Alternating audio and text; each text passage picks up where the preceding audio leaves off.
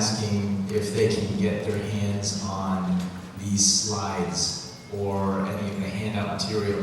There are handouts for that very first session on Be a Connected Kidmin, and also a checklist for starting a bus ministry on those front seats there.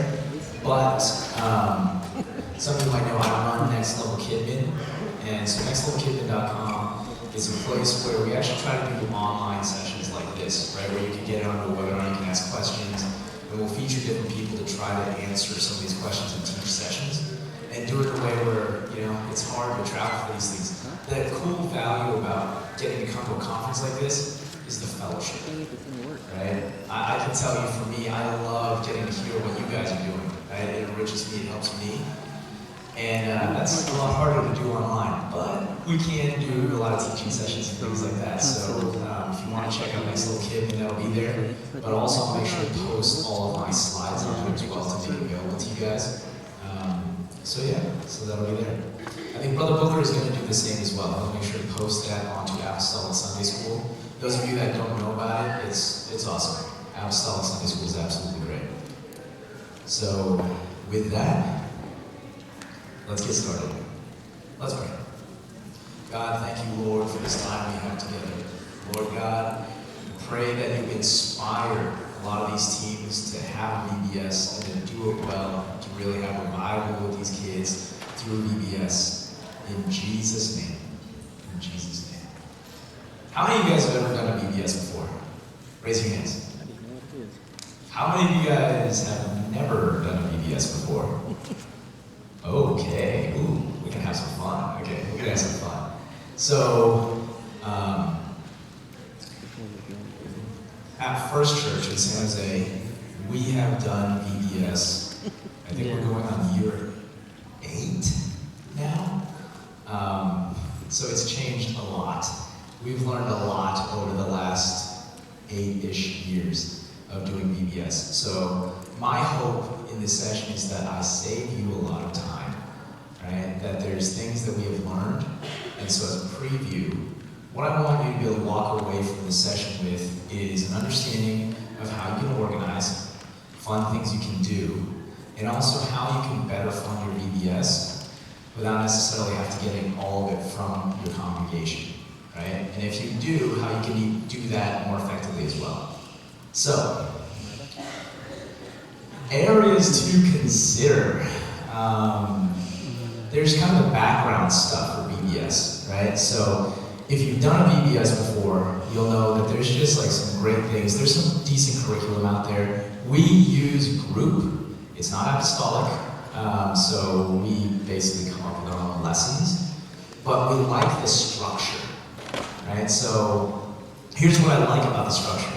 I'll tell you that I like the way that the kids are organized, and I like that there are kind of rotational stations. That adds a lot of variety to it, and also a lot of capacity to it, right? But before anything starts, these are some things to think about before the event itself actually starts. You're going to want to have decorations. As you can see, there's like slime dripping down, and there's signs and all other kind of crazy things like that. If you want to do donations, my recommendation to you is start at least 2 to 3 months in advance. This last round, we did it about 2 months, maybe a month and a half in advance, and we got some really awesome donations. So I'm going to talk to you about how we got those donations, what we got, and some ideas on where you can go. I want to give you specific examples and how we did it, right? And snacks, food. Think about what you're going to serve throughout the week, right? Here's my advice to you. The more of this stuff you plan out, this is what I find. And I don't know if you have found this or you will find this, but when you ask people for money, whether in the community or in the church, it's a harder ask. When you ask for specific stuff, people will bring it, right? Like, so how well planned are you? That's my challenge to you. When we're like, we need 3 foam boards, we need 100 Dixie cups, we need right? And it shows up, you know? People are like, yeah, I'll take that. We actually do it in a way where, like one year, We did high seas, so it was like a sailing / pirate theme and everything, and everybody dressed up for it. Before the event ever started, we had this little like Playmobil pirate ship, and off it was hanging like anchors, like paper anchor tags that had donation things written on it. And people would go and like just like pull off there and take it to, okay, yeah, I'll get some brushes, I'll get some of this, I'll get some of that. And it worked really, really well, right? So even if you're getting stuff from the church, that's just a way that can actually make people feel really good. You know, they like knowing specificity. But that actually plays out for the community too. So we're going to talk about that in a bit when we go into donations, because I feel like that's an important component. A lot of times when I talk to people about starting VBSs, they're really, really worried about the cost, right? So I want to take that fear away from you. Snacks and food. Here's the thing. Depending on when you do it, that might change what you serve. You know, we do ours at night. Here's why. Some people do their programs in the day. I find it really hard to get volunteers during the day, myself included, right? You know, like it's just hard. You're asking people to take multiple days off, right? Or everybody's just really tired for a week, but it is like the awesomest week of your life, right? So what we do is we basically do Wednesday night 6 to 8:30, Thursday 6 to 8:30, Friday 6 to 8:30, and then Saturday is just a really long day. We start at 10 o'clock and go all the way till 3, right? And we have I'll go over rotational stations in a bit, but we have like a very specific set of things that the kids will do going from station to station the first 3 days, and the last day is really a kids' church, right? So we do the kids' church, and then we do this like water extravaganza thing. We just hunkered down and saved, and over time we got this giant shampoo slide that actually goes into a pool. Unfortunately, we couldn't use it this year because of the drought, but you know, like it's like stuff like that, right? Like what's something to make it like a big celebration and everything, the kids get there and have a lot of fun, and then gear up for Sunday, which is the big performance. So, recap. Things to consider before any kid ever steps foot on campus. Decorations, how are you gonna make it fun? How are you gonna make it exciting looking for the kids? Get them into the atmosphere. How can you think about donations so you can really defray the costs? It was incredible. We actually had more money, not less. We weren't in a deficit. It was incredible. Snacks, food. What are you gonna serve? Where are you gonna serve it? How are you gonna serve it? How many people do you need to serve it? Think about some of that stuff. Keep it light, right? Like, don't try to kill yourself that first year. You know, some people are like, I'm gonna serve spaghetti every single night. You know, these babies shouldn't starve. Don't worry about it. Don't worry about it. You know, goldfish. More importantly, get like, okay, I'll throw out some snack ideas for you guys, right? A couple big buckets of ice cream, a couple like really cheap like dollar store root beer, like 3-liter containers. Who doesn't like root beer floats, right? Those kids are happy as can be. They're gonna go home and tell their friends. Here's what we find. The first night, when you knock their socks off, they go home and tell their friends.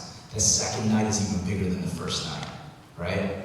And then by the third night, we're like, if you don't sign up, we'll take walk-ins until the third night, and then we stop, you know? But we'll kind of do that, and that's the thing, right? Like, so the snacks, keep it lightweight enough for your team to do it, and really emphasize fun, right? Like, you know, pudding, stuff like that. Like, okay, I'll throw this out here, it's just like a random thing. Like, you know, you take pudding, I actually did this as an object lesson, so bonus, I'm going to tell you about an object lesson I've used before, right? I did this as a snack once, but also in a way where you take pudding, take vanilla pudding, right? And how many of you guys know that yellow plus blue equals green, right? So what we can do is we can actually make slime, edible slime, out of vanilla pudding and blue food coloring, right? And so I was trying to teach about how, you know, people in the world are like, man, Christians are so hateful, right? Like, I don't understand why they can't accept like all this other stuff and things like that. And it's like, no, right? So I gave him an example, and I made all this green pudding And I jumped into my head. It's just like, and I even went and I'm like, I'm like eating it and stuff like that. And they're like, oh my God. And they're like freaking out. It's like on my shirt and everything. And I was like, let me ask you something. How many of you guys like going to Chuck E. Cheese? And they're like, I love Chuck E. Cheese. Stuff like that. Like, what do you think if we tried to walk in here and I tried to go to Chuck E. Cheese, would they let me in?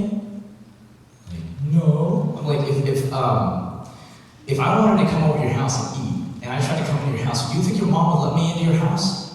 No. Why? Because you got green slime on your head? I'm like, exactly. Exactly. Right? And like, it's just like, you know what? We want to go to heaven, and we're going to go into God's house, and we think we can go any way we want to go. It's His house, right? If we want to go to somebody's house, we are respectful, and we clean up, and we go in. So you got to get clean to go up, right? And then we talked about washing and being baptized, getting the Holy Ghost and stuff like that. But that's a great way to tie it in after. And then you've got that green pudding snack that they can eat, right? You can tie all that stuff in. Right? So everything can be a lesson. Whether it's a game, like that awesome session, man, I was so jealous. We're like sitting there trying to do this, and we're going, I'm like, oh, I wish I was in there. So if we get to catch the video, I definitely want to see the type of fun you guys would have in there. But everything, games, snacks, all of it can come together. All of it can come together. Every bit of it can teach the kids. But if you don't have the creative energies to figure out how to make everything a lesson, then at least make it fun, right? A minimum, at least make it fun. But if you can make it fun and a lesson, oh man, you have won, right? So those are the things that I would say think about. Before a kid ever steps foot, we're talking 3 months before your event, maybe even longer than that if you really want to plan ahead, think all this type of stuff through. I'll post on the site, Next Level Kidmin, an example of what my schedule looks like. So I can show you guys like how I organize my teams, and you can kind of get examples of how we do it. Ask what questions you want when you take a look at that stuff. But transportation, that's the other thing. If you don't have a bus ministry yet, then you're gonna have to think about how you get these kids here, that type of stuff, the parents drop them off, etc., right? Once you got that stuff thought through, here's the thing that I would say. VBS is an incredible Trojan horse for getting people into children's ministry. Seriously, right? There's a lot of people that ended up becoming Sunday school teachers later. It's like, wow, I actually like working with kids. I didn't know that. It doesn't sound intimidating when you're like, come decorate with us. You wouldn't mind helping us paint, huh? We got a lot of stuff to paint. You mind coming? And people will show up, right? So think of this also as an opportunity to really bring the whole church together, right? Just keep that in mind. Now let's talk about the foreground, right? Now we're talking about like all the things that are like happening with the kids. Some of this stuff, the reason I'm pointing this stuff out is because those teams that I mentioned previously, the kids almost never see them. They don't see the people in the kitchen necessarily, right? These are all the foreground stuff. So I tell you this because you're gonna need to staff these teams with people who are very comfortable with being in the foreground, right? So it's also a staffing thing where you can think about, some people, why am I telling you this? Why does that matter? I sound like I'm being nitpicky, but I'm not. Because you want to figure out the maximum way for your church to be involved in a way that's most comfortable for them.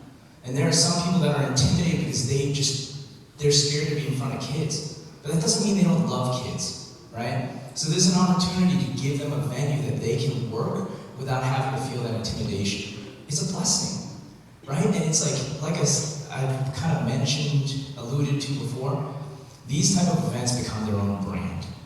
8 years ago, we started with like 15 people running something like this, and not even remotely as close to as many kids. Now, we have like 80 plus people that help with this stuff, right? And no, it's not like we run a 1,000-person church, okay? It's just because we have extremely high participation, and we figured out how to really plug in a ton of people into it, because we've tried to think this way. Who else can we kind of tap on the shoulder? Will you be interested in helping out? Maybe you can help out here, and you're gauging, you're being a talent scout, right? You're looking around your congregation. I literally do this. I will sit in my sound booth and I will look down and I'll just like write down notes. I'm like, I bet this person's great in the kitchen. What about this person? Stuff like that. And you just get them involved. It's like a little bite-sized opportunity. It's just 1 week of their life for them to try it out. And they might find that they get the bug, right? It's like, wow, I never knew that I would love children's ministry this much, right? So hopefully this is some recruitment ideas for you too. You want this to be an easy way, right? When they're kind of dating children's ministry, like it's like, well, just try it out, really lunchy, right? I really enjoyed the conversation. Let's take this further and pray about it, right? Right? So, like that type of thing. You gotta make it kind of easy, right? So let's talk about front side people. These gotta be people that are comfortable with being in front of kids, boisterous, comfortable with talking to them, interacting. These are the games people, right? If you have curriculum that gives you game ideas, awesome. If you don't, thou hast Google, what hindereth thee? Right? Seriously. Thou hast Pinterest, what hindereth thee? Right? There's so many things now, no excuses. Thou hast Brother Caleb's lessons, what hindereth thee? Right? There's so many resources now.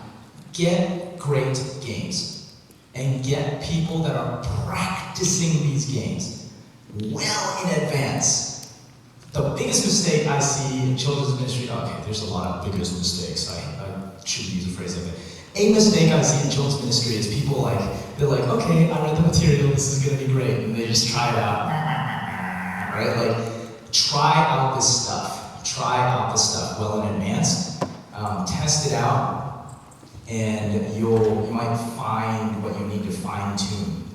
All of this stuff needs to go perfect, right? Because, like I said, you nail it night number 1, it'll grow.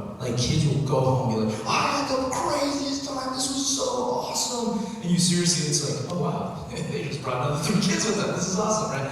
From this one street, and then there's another street, like that. Lessons, this is a tough one to staff for, right? So think carefully about this. But again, you got people, what hindereth thee, right? We use the group curriculum. We kind of use some of their lessons, and we have to apostolicize them, right? And that's why I actually put in the kids' church component on Saturday, because it was just lessons. And it's like, well, where's the altar call? I got this many kids, and I'm not going to give them a chance to pray? Yeah, you're crazy, right? It's like, no, we will find a way to allow that opportunity. Right, so we did kids' church. It works really great on Saturday, gives us some breathing room. In my opinion, it was hard for us to figure out how to do it on a weeknight. That's why we did what we did. Crafts and activities. Let me tell you guys about this, okay? Let me see if I can point it out. Okay, yeah, here we go. So I'm going to come back to this. I want to talk to you guys about crafts and activities because I think there's some opportunity here. Again, it is an awesome recruiting opportunity and an opportunity to really crank up the fun for the kids. So we're going to talk about that in a second. Music. I don't really think there's a ton to talk about there. There's different music, group puts together some cool stuff, motions, everything. Again, we had a session on the signing and all that other stuff. Kids love the motions. And something that touches my heart is even a month after VBS is over, we'll be going to knock doors and you'll just be hearing on somebody's boombox just bumping that VBS music, And it's like, yes, this is awesome. They're playing it in the neighborhoods, right? This is something that VBS allows. This last one, I want to spend a little time on later, which is crew leaders. Okay, this is the backbone of your VBS. I'm going to explain that, but let's go first to donations. Okay, so donations, how many of you guys ever tried to get donations from companies? Cool. How many of you guys have never tried to get donations from companies? Okay. I want to give you specific examples of what we've done, how we did it, because before we did it, it felt intimidating to me. It really did, right? And now that we've done it, man, why didn't I do this before, right? We were jipping ourselves. And it's an even better pull when you can be able to offer these things, right? Families, again, will tell other families. And it's every kid that comes gets a Chick-fil-A gift card up to the first 200 kids. Hurry up, sign the kids up, right? That's awesome, right? What are things that you can do to be able to offer to be able to really get people inviting for you, right? So, we found that what we did was we crafted a letter. I can again, post on the site an example of our letter, and you can take it and use it as you will, right? But put together a letter that explains what you're offering, right? Where it's at, blah, blah, blah, like just any of that type of stuff about the program, who it impacts, and then how to ask, right? We did that. We went to a lot of different places. The places where we actually had success, like Safeway gave us multiple $100 gift cards. That was awesome. They basically paid for all of our food for the kids all week. All of it paid for. And we still actually had an extra set of gift cards left over. That's huge. So like I said, we were actually in the black. We weren't even in the red. We were in the black on this event, right? And we ended up going to Chick-fil-A.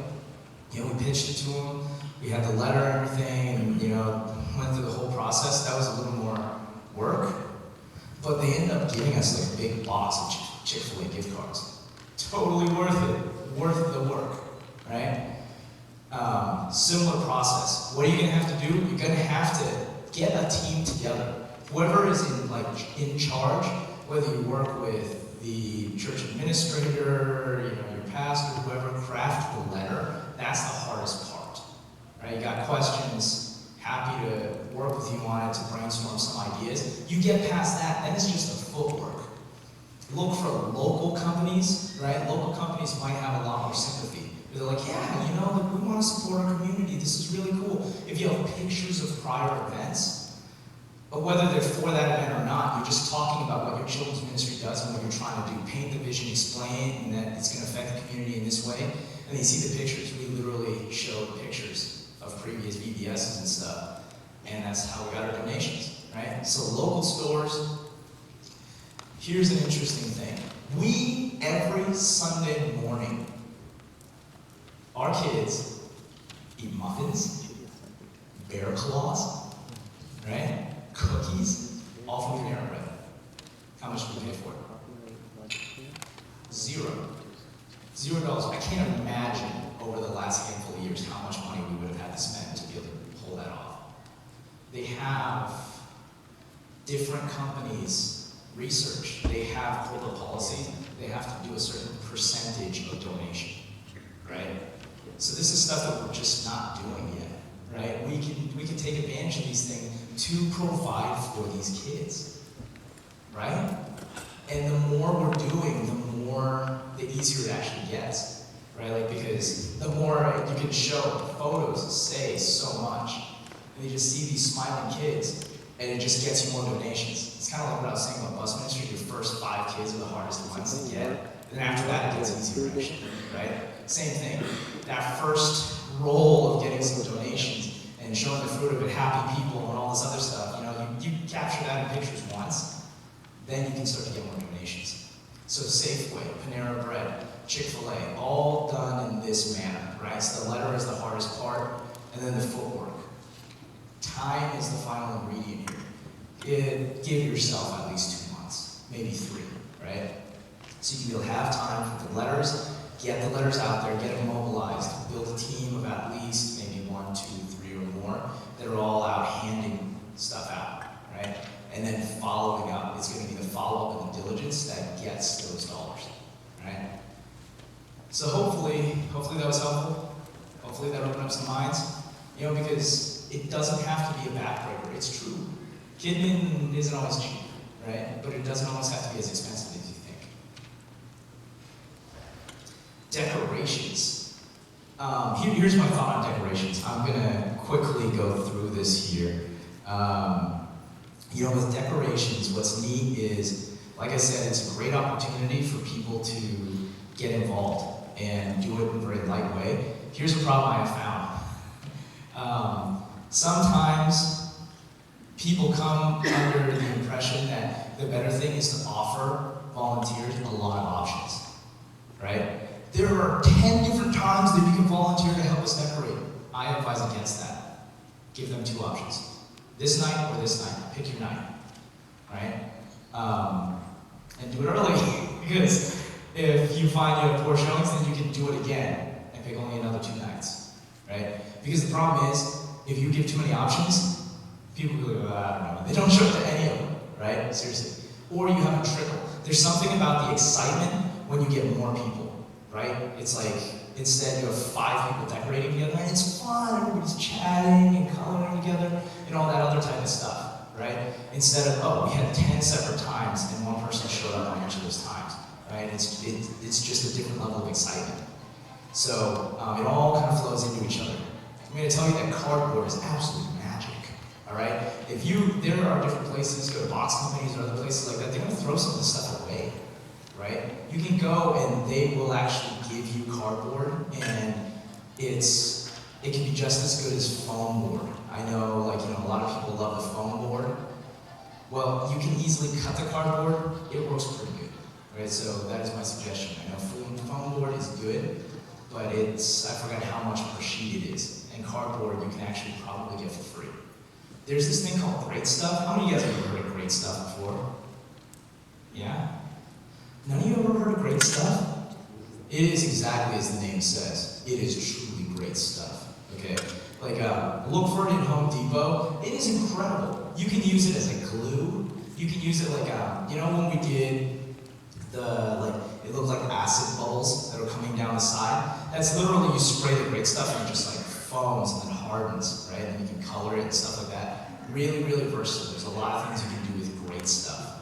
And then finally, with foam boards. Okay, the cool thing about foam boards is you buy it for 1 year, you can kind of just keep cutting it and cutting it and cutting it for about another 2 to 3 years, actually. So it's an investment that can actually last you a while. We did that for a while. The harder thing is more like finding space in the church, right? It's always like, everybody and their mother wants to keep something at the church, and you're just running out of space, and how is this possible, and where did this come from? So that's the harder thing, VBS decoration sprawl, but otherwise I would say foam boards are actually a good investment. You can use it for a few years. Especially the big panels that are just the main background, you're literally just repainting those things, right? Things to think about. Lessons. Go big, okay? So, you heard about dramatizations. Sister Tasha Shoemake was married one of the years when we did Hometown Nazareth. And it's so funny, kids were still calling her Mary for months. And she's she didn't want to go, my name's actually Tasha. But these kids, she is married to them, right? And we did this thing where we made her a little house out of foam, and we draped some sackcloth in front of it. And she literally she'd come out and she'd be sweeping and telling the story to them about Jesus growing up and all that type of stuff. And make it real, make it fun, make that environment something really, really memorable. And if you can, do crazy object lessons, me almost lighting myself on fire there, and that guy literally dodging for his life. He was kind of scared. That was the first time he saw us do that experiment. But those are the type of things. We have so many resources in our hands now, right? There's no reason not to have absolutely stellar object lessons. So the lessons matter. Every portion of it, really say to yourself, how do I do this so spectacularly that kids would invite other kids just because of this, right? But these games are just so crazy that tomorrow I'll be like, hey, I brought this other kid so we can play this game together, right? All of the things, have every team think in that manner. It's always, success is when it's so good that they invite. That is success. Crafts. Okay, this one's kind of fun, right? So, year 1, my format was this. I literally just gotten married, and I wasn't running VBS yet, but I was given pipe cleaners, a lot of pipe cleaners, and I had just gotten back from my honeymoon, and 3 days later we're doing VBS, and we kind of had a lesson sheet. It was just you got pipe cleaners, go. And we just had a room full of kids, and we were just making stuff, right? So I was let's do it different next year. So then we were more organized, and we had crafts, and we had all these things where it's okay, you're gonna make these lanterns, and you're gonna do all this other stuff. Here's what I think about making that type of stuff. You know what happens at the end of VBS? You have a giant bucket full of stuff. Kids don't take their crafts home. They don't, right? I don't know, most of the time they don't.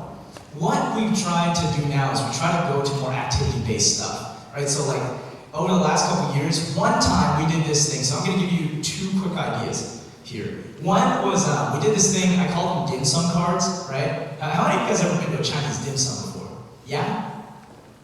How many of you have never been to a Chinese dim sum before? Oh, I'm so sorry for you. I am so sorry for you. Get yourself a dim sum. It's good stuff. All right, so like, you go to a dim sum and they have these cards, right? They have these cards, and you're like, I want that thing over there with the pork buns, and they'll like come over and they like stamp it, and you're like, okay, I want that like whatever noodle thing over there, and they stamp it, right? So what we did was we set up a market.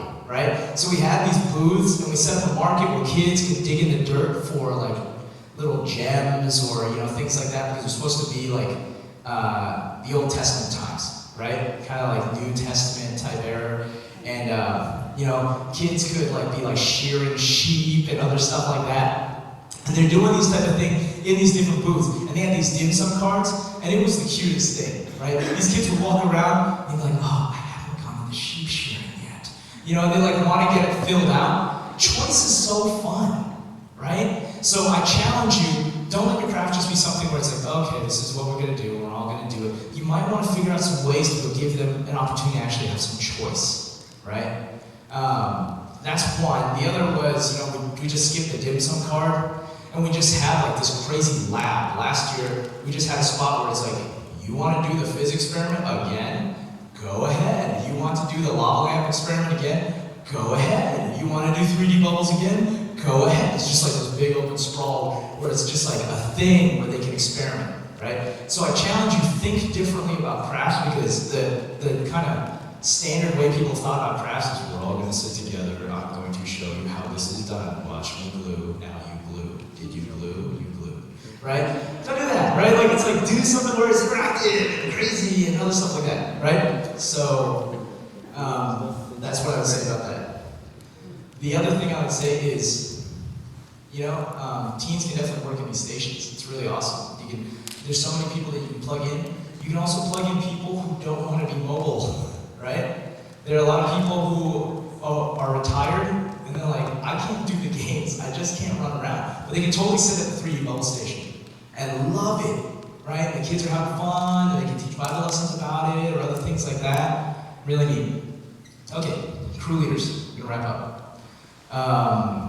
Crew leaders, here's what's interesting about crew leaders.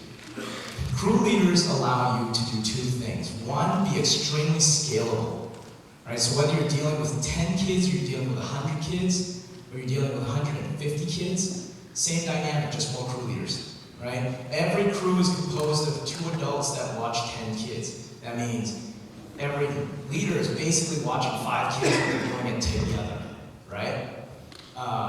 So that also will kind of give you a guide on your capacity of VBS you can actually handle. The hardest thing for us to find is more crew leaders. Now at this point, we literally have over 40 crew leaders every year that we get, right, to facilitate everything. So, that gives you an idea, right? We have 200 plus capacity, and we just kind of like over stuff, where it's like, okay, crews can actually handle like 12, right? That's the thing. Right? It gives you an idea of how to plan and structure, because the thing you want to do is you want to make sure that no kid walks off campus feeling like just a number, right? Somebody spoke to them, made sure they were guided, walked around, had fun, were talked to, and all that type of stuff. They're the backbone of an awesome experience. They connect with the kids, they find out what's going on, they ensure a good time, they keep, they guide, they direct. One final thing that they do that's really important, they build a bond with the kids so that come Saturday morning when it's time for kids' church, they've built that relationship where they can have that nudge and be like, hey, you know what? You want to go pray? Let's go pray up there. Somebody spent 3 days building a relationship where they can make that type of call. So, I want you to come pray. Come on, let's go up and pray together, right? So it's a way to really ensure that you have that kind of tight relationship happening. So I'm going to wrap up with outreach. So basically, with outreach, figure out what ages your VBS is going to be. Ours is age 5 up to 11. And we may have 12-year-olds if they really, really want to be a part of it, right? Some places, I don't know if I personally know of any of them, but I know the curriculum allows it. You can do like a 2 through 5 year olds VBS. Too much work for us right now, but maybe we'll do it in the future, right? But what does this tell you? If you've got your records tight, you can literally just pull up who are all the 5 through 11 year olds that have come to Sunday school any time in the last year. And then just go. Get as many people to go and follow up, just flyer about VBS, right? It's a really easy way to get organized. Here's what I find. There are kids that will not come on Sunday morning that will come to VBS. That's the only time in the year that they show up. That's the only time in the year that they show up. But you know what? We'll take it. Right? Because for some reason they play soccer on Sundays. But they're going to come to VBS, and we're going to get to put something in their hearts for at least 4 days. Right? The kids that do come, here's the VBS math. I find that for every kid that comes, you can almost multiply that number times 3 come Sunday when it comes to the actual amount of people that are going to be in the sanctuary, because they're going to bring family and other stuff like that. Like, it's pretty incredible, right? So those are some things to consider. If you've never done a VBS before, there's some things to think about. Just get into it, start to think about it. It's really not as intimidating as you might think, and it might not cost as much as you might think. Start small. Just get going, show the success, and you're going to find in successive years, more and more people are going to want to join in, right? So with that, final piece is make it spiritual, right? The payoff that the whole church wants to know and see is that there is spiritual payoff. And that's where the whole church can get involved. That's something where we say, you know what, even if you're not involved in anything else, come to the kids' church so you can pray for some of these kids. Because you may not want to work and all the nitty-gritty stuff, but you might want to pray on the altars with these kids, right? And it's important. It's important. And we see a lot of kids pray through in VBS. So that's it. Hopefully that was helpful. I can answer some questions. Does anybody have any questions right now about VBS? Any immediate questions? Yes? The same as I talked to you before. They call you on the website to get things. Yes. I'll make sure to post all this stuff on the website. Absolutely. Anything else? Anybody has something? Yes? Do you use like a preset program, a pre-edition material? Yeah, so we get our material from group VBS, and when we modify it. But overall, structurally, I like how they do things. Word of Flame does have their Power Hour curriculum that you can convert to be for that type of stuff too. What is next in here? Next? Yeah. Does anyone else think whatever teacher should know? Oh, okay. Okay, cool. Yeah, I was waiting for somebody to like shepherd's crook me. So, I was like, is somebody going to kick me out now? I'll keep talking. All right. Okay, I'll take one more question. And then, yes. Are you done on Saturday and lead over into Sunday? Good question. Okay, so let me I'll answer this one quickly, okay? So days 1 through 3, Wednesday, Thursday, Friday, they're going from station to station. They show up on campus, they get with their crew leaders, then we send them to these stations. There's a rotation. I'll put it on the site, you can see how we rotate the kids. So we make it so that we can facilitate, it's like every station can handle about 60 kids. We can handle 240 kids here. Awesome, right? That's how we can do our math and figure that type of stuff out. Whether we get 240 kids that year or not, we know our bounds, right? That's the type of stuff that you always want to think about. And be like, okay, now we know, right? Instead of going backwards, because I've done it the other way. And it's really rough. Okay, I'm going to just tell you a quick train wreck story. One year I did not plan that way. And I planned under capacity, and then I had one group of 2 ladies handling 10 and 11-year-olds. That was the worst week of their life. Okay, 10, 11-year-old boys, they were like a street gang. I was scared, right? So I thought to myself, now we kind of spread out the ages, and the older kids actually help in taking care of the younger kids, right? So kind of stuff like that, nuancy stuff, right? But yeah, so they rotate stations. One set of 60 are over at the lessons, while another is at activities, while another is at games, while another is at snack. Rotate. right? 5 minutes for every team to reset, and then you get everybody all the way through, and then you do the singing practice, where everybody comes together and learns the songs for the end of the week. Do that for 3 days. Then you come to Saturday, you start the day off with kids' church, altar call, get all the way to the end, do snack, do practice. They practice for Sunday morning, final practice, everybody's on the platform, and everything looks great. Practice, and then you go have that big water play thing I was telling you about, or any other type of fun thing that you might want to do, right? Maybe it's a barbecue day, whatever you want to do.